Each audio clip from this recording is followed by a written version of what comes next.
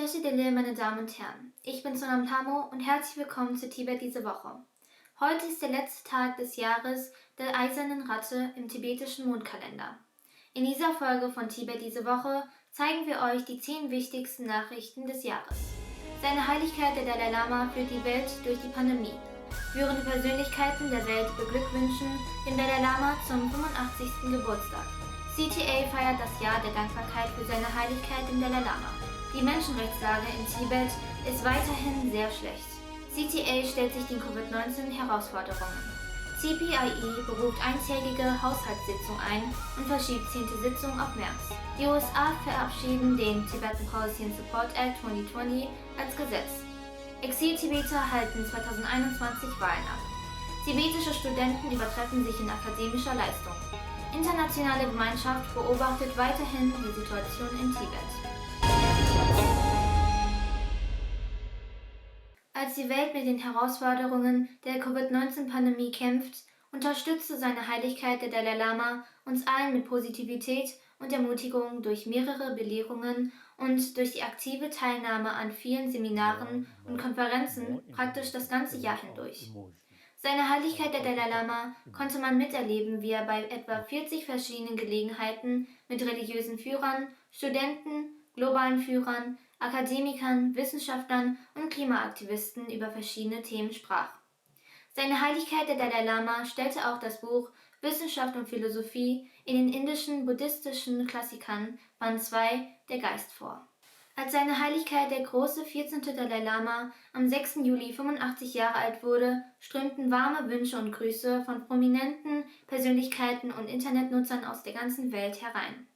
Um das Leben und das Vermächtnis seiner Heiligkeit weltweit zu feiern, erhielt seine Heiligkeit ein spezielles Video mit Grüßen von 85 prominenten Persönlichkeiten aus aller Welt, darunter der ehemalige US-Präsident George Bush, die Sprecherin des Repräsentantenhauses der Vereinigten Staaten Nancy Pelosi, der Staatsminister des Ministeriums für Jugend und Sport Kiren Rijiju und der nationale Generalsekretär der BJP Ram Madhav aus Indien und viele mehr. Zu Ehren des 85. Geburtstages seiner Heiligkeit des Dalai Lama haben Tibeter und Tibet-Unterstützer auf der ganzen Welt das Jahr als Jahr der Dankbarkeit für seine Heiligkeit dem Dalai Lama gewidmet, in Anerkennung seines herausragenden Beitrags für die Menschheit. In einer einwöchigen virtuellen Reihe über die 4 prinzipiellen Verpflichtungen seiner Heiligkeit des Dalai Lama sprachen etwa 120 Redner in 15 Sprachen über die 4 prinzipiellen Verpflichtungen seiner Heiligkeit. Das CTA organisierte und initiierte viele Veranstaltungen in diesem Jahr, einschließlich einer Maskenverteilungsaktion in ganz Indien während der Pandemie, einem Aufsatz- und Zeichenwettbewerb unter den tibetischen Studenten und virtuellen Podiumdiskussionen mit Gelehrten und Forschern. In diesem Jahr gab es Berichte über die Verhaftung und Inhaftierung von 16 Tibetern durch chinesische Behörden. Im August wurden Berichten zufolge 2 tibetische Nomaden, Todyap, 63 Jahre alt, und sein Verwandter Gyaltse, 43 Jahre alt, aus dem Dorf Chitil im Kreis Chumar in Osttibet verhaftet, weil sie sich gegen die Beschlagnahmung ihres Landes gewehrt hatten. Eine 36-jährige Tibeterin und Mutter von 3 Kindern namens Tamo aus dem Bezirk Tiru in Nakchu, Tibet, starb im August 2020 an den Folgen von Polizeifolter. Tamo wurde Berichten zufolge im Juni von den chinesischen Behörden festgenommen, weil sie Geld an Familienmitglieder oder andere Tibeter in Indien geschickt hatte. 2 Tibeter namens Gakko und Namya wurden Berichten zufolge verhaftet, weil sie Informationen über die Wahl der Exil-Tibeter weitergegeben hatten. Eine weitere Tibeterin namens Tseringtso wurde im Bezirk Dika der autonomen tibetischen Präfektur Hainan in der Provinz Qinghai für 10 Tage in Verwaltungshaft genommen, weil sie ihre Gedanken auf der beliebten chinesischen Social-Media-App WeChat geäußert hatte. Sie wurde unter der nicht näher spezifizierten Kategorie diverse provokative Handlungen als Rechtsgrundlage für ihre Inhaftierung festgehalten. Gendun Hundup, ein 46-jähriger Mönch und beliebter tibetischer Schriftsteller und Dichter, wurde am 2. Dezember im Bezirk Repgong in Malo im Nordosten Tibets festgenommen. Sein derzeitiger Aufenthaltsort ist unbekannt. Die in San Francisco ansässige Gruppe Dui Hua, die sich für die Rechte von Gefangenen einsetzt, berichtet, dass 9 Tibeter vom Mittleren Volksgericht der autonomen Präfektur Gaze in Sichuan wegen Anstiftung zur Spaltung verurteilt wurden. Die 9 Tibeter waren Chotar, Döma Tsering, Takpa, Tsering Ishi, Bemba, Namga Yetse, Bema Tsetar, Pötu und Bhutar. Viele der Anklagen, die gegen diese Tibeter erhoben wurden, waren unklar und nicht spezifiziert. Im letzten Jahr gab es 14 bekannte Fälle, in denen Tibeter zu unterschiedlichen Gefängnisstrafen verurteilt wurden. Im Juni 2020 wurde Lhundup Thakpa, ein 36-jähriger populärer tibetischer Sänger aus Khamtiru in Nakchu, Tibet, von den chinesischen Behörden zu 6 Jahren Gefängnis verurteilt, weil er ein Lied gesungen hatte, das Chinas repressive Politik in Tibet kritisierte. Er wurde unter dem Vorwurf der separatistischen Aktivitäten verurteilt. Innerhalb von 2 Monaten nach der Veröffentlichung seines Liedes Black Hat wurde Lhundup Thakpa im Mai 2019 für mehr als ein Jahr willkürlich inhaftiert, wobei er Schlägen und harten Verhören ausgesetzt war. Ein chinesisches Gericht im Sangchu County People's Court in der Provinz Gansu, Ganlo, tibetische autonome Präfektur, verurteilte im Juni 10 Tibeter zu Haftstrafen zwischen 9 und 14 Jahren. Sie wurden wegen Erpressung und Zwangshandel angeklagt. Die 10 Tibeter wurden als Dashi Gyatso, Nyingcha, Gyalo, Sunam Gyel, Daktar Gyel, Tsewang, Demba Gyatso, Damden Dorji, Damden Tsering und Shiva Tsering identifiziert. Das Zwischengericht der Präfektur Golo verurteilte den tibetischen Nomaden Lhundup Dorji aus Machin in der Präfektur Golo in Tibet zu einer einjährigen Haftstrafe wegen Anstiftung zum Separatismus, weil er auf seinem Weibo- und WeChat-Accounts Inhalte weitergegeben und gepostet hatte, die China als illegal ansieht, darunter Bilder und Lehren seiner Heiligkeit des Dalai Lama. Lhundup Dorji wurde am 23. Juli verhaftet und bis zu seiner Verurteilung 5 Monate lang in Haft gehalten. 2 Tibeter namens Kando Tseta und Sego aus dem Kreis Seko in der autonomen tibetischen Präfektur Malo in der Provinz Qinghai wurden Berichten zufolge im Juli 2020 von einem chinesischen Gericht im Nordosten Tibets zu 7 bzw. 3 Jahren Gefängnis verurteilt. Sie wurden unter dem Vorwurf der Staatssubversion und der Durchsickerns von Staatsgeheimnissen verurteilt, nachdem sie ein Lied zum Lob seiner Heiligkeit des Dalai Lama komponiert, gesungen und im Umlauf gebracht hatten. Organisationen für Recht behaupten, dass alle diese Tibeter aufgrund falscher Anschuldigungen von den chinesischen Behörden verurteilt wurden. Es sind 6 Todesfälle von tibetischen politischen Gefangenen bekannt, deren Tod in direktem Zusammenhang mit Folter und anderen Misshandlungen steht, die sie während ihrer Inhaftierung erlitten haben und die zu schweren gesundheitlichen Komplikationen zum Zeitpunkt ihrer Freilassung führten. Eine tibetische Frau und 3-fache Mutter namens Tamo aus dem tibetischen Bezirk Jeju in Nakchu starb an den Folgen von Polizeifolter, kurz nachdem sie im August 2020 aus dem Polizeigewahrsam in ein örtliches Krankenhaus gebracht worden war.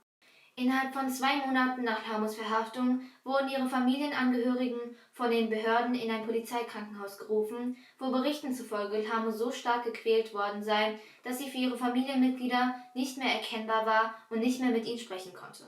Sie verstarb 2 Tage später im Krankenhaus.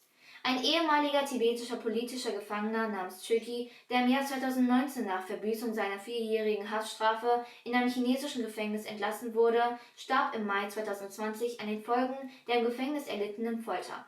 Er starb in seinem Haus im Dorf Chosang, Gemeinde Nido, Kreis Setar in der tibetischen autonomen Präfektur Gaze, Provinz Sichuan. Tine Chöden, auch bekannt als Samdup, verstarb im Februar 2020. Er wurde für 7 Jahre inhaftiert, nachdem er gegen die chinesischen Behörden protestiert hatte.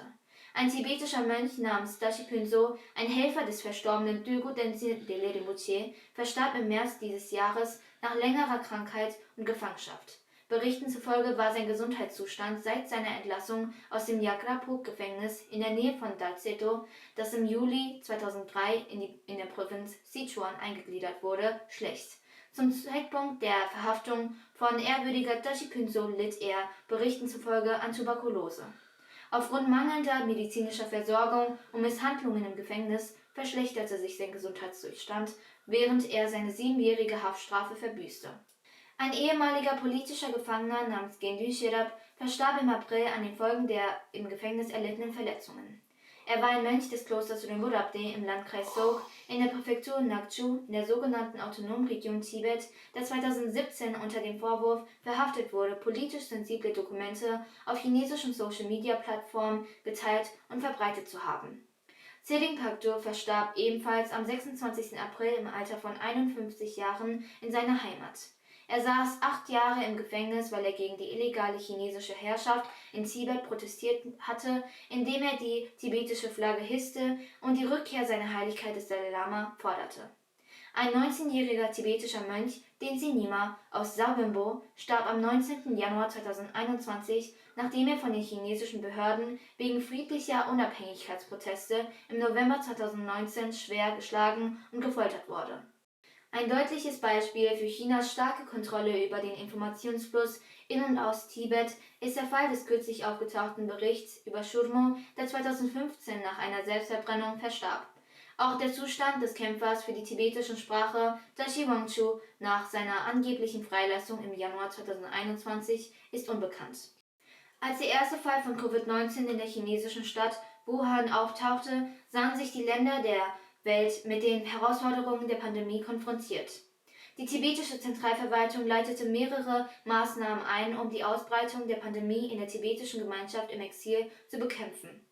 Das Kabinett Gascha genehmigte 3,3 Crore Rupien für das Covid-19-Programm, das den tibetischen Gemeinschaften zugutekommt, insbesondere den Älteren, den Notleidenden und den Studenten, die in ihren Colleges gestrandet sind. Dies war das erste große Unterstützungspaket, das von der CTA genehmigt wurde. Eine Covid-Taskforce unter der Leitung von Sejong und dem Galön des Gesundheitsministeriums wurde eingerichtet, um Covid-Fälle zu behandeln. Das CTA hatte eine erweiterte Abriegelung eingeleitet, um die Ausbreitung des Virus einzudämmen, auch nachdem die landesweite Abriegelung in Indien aufgehoben wurde. CTA stellte mehrere Einrichtungen zur Verfügung, wie zum Beispiel Ambulanzdienste und Quarantäneeinrichtungen, Helpline-Nummer für emotionale und psychologische Unterstützung, Telecounseling-Service für Bewältigung von psychischem Stress und vieles mehr. In den größeren tibetischen Siedlungen wurden Abstrichprobe-Entnahmestellen eingerichtet. Die CTA verteilte finanzielle Unterstützung für Studenten, die in Colleges gestrandet waren, ältere Menschen und notleidende Tibeter aus den Nothilfefonds. Studenten wurden mit Online-Kursen und anderen Lernressourcen durch Plattformen wie Tibet TV unterrichtet. Die CTA organisierte eine Reihe von Gebetsanlässen für diejenigen, die ihr Leben und das ihrer Familienangehörigen durch Covid-19 verloren haben und für die schnelle Genesung derjenigen, die noch in Behandlung sind. Nach der 45. Covid-19-Mitteilung wurden 196 tibetische Mitarbeiter des Gesundheitswesens in Indien im Rahmen der ersten Phase der am 16. Januar begonnenen pan-indischen Immunisierungskampagne geimpft. Insgesamt wurden 1519 Covid-positive Fälle in der tibetischen Exilgemeinde gemeldet, 1449 sind genesen und 41 sind verstorben. Laut dem 45. Covid-19-Mitteilung gibt es derzeit 29 aktive Fälle. Angesichts der weltweiten Ausbruchs von Covid-19 und der steigenden Anzahl bestätigter positiver Fälle in Indien wurde die Haushaltssitzung des 16. tibetischen Parlaments im Exil für das Finanzjahr 2020 bis 2021, die für 10 Tage angesetzt war, als Maßnahme zur Eindämmung der Ausbreitung des Virus auf einen Tag gekürzt. Streng nach den festgelegten Tagesordnungen verabschiedete und genehmigte die eintägige Sitzung der TPIE das Budget aller Abteilungen der CTA für die Jahre 2020 bis 2021. Aus demselben Grund wurde die 10. Sitzung des 16. tibetischen Parlaments im Exil auf März 2021 verschoben. In einem historischen Meilenstein haben die Vereinigten Staaten den Tibetan Policy and Support Act 2020 als Gesetz verabschiedet. Aufbauend auf dem historischen Tibet Policy Act von 2002 bekräftigt der von beiden Parteien unterstützte Tibetan Policy and Support Act of 2020 die Rechte der Tibeter, einen Nachfolger für ihr spirituelles Oberhaupt, seine Heiligkeit im Dalai Lama zu wählen und sendet die klare Botschaft, dass chinesische Beamte, die sich in den Nachfolge- oder Reinkarnationsprozess einmischen, gezielten finanziellen, wirtschaftlichen und visabezogenen Sanktionen unterliegen werden, einschließlich derer, die im Global Magnitsky Act enthalten sind. Das Gesetz erkennt auch formell die CTA als legitime Vertreterin des tibetischen Volkes und den Sejong als ihren Präsidenten an. Trotz der Herausforderungen durch die Coronavirus-Pandemie war die Beteiligung an der Vorwahl der tibetischen Parlamentswahlen 2021 für die Sitjung des 16. Gascha und die Mitglieder des 17. tibetischen Parlaments außergewöhnlich groß, vor allem unter der jüngeren Generation der Tibeter. Die tibetische Exilgemeinde kam in Scharen, um ihren nächsten Sitjung und die Mitglieder des 17. tibetischen Parlaments bei den Vorwahlen 2021 zu wählen, die am 3. Januar 2021 stattfanden. Die diesjährige allgemeine Wahl für die Sitjung und die Mitglieder des tibetischen Parlaments im Exil ist die dritte Direktwahl der tibetischen Führung seit der vollständigen Abgabe der politischen Autorität durch seine Heiligkeit Dalai Lama im Jahr 2011. In diesem Jahr gab es außergewöhnliche akademische Leistungen unter den tibetischen Studenten in Indien. Zum ersten Mal machten zwei tibetische Schüler, Tenzin Yishi und Gungar Lekjung, Schlagzeilen, indem sie mehr als 500 Punkte im indischen National Eligibility Entrance Test erreichten.